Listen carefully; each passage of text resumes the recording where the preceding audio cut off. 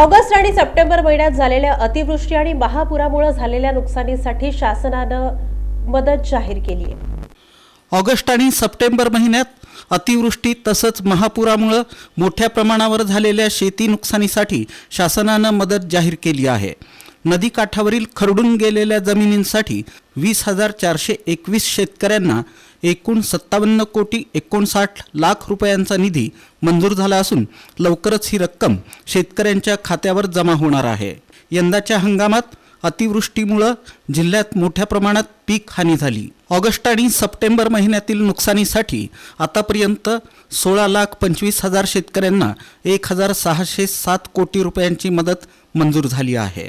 तिसऱ्या आदेशानुसार 85,581 शेतकऱ्यांना 95 कोटी 1 लाख तर खरडण्याच्या नुकसानीसाठी 20,421 शेतकऱ्यांना 57 कोटी 59 लाख रुपये मंजूर झाले। याशिवाय बियाणे खरेदी तसंच इतर कृषी खर्चासाठी 7,82,000 शेतकऱ्यांमध्ये 652 कोटी रुपयांहून अधिक निधी वितरित करण्यात आला असून त्यापैकी 6 लाख शेतकऱ्यांच्या खात्यावर 521 कोटी 36 लाख रुपये जमा झाले आहेत।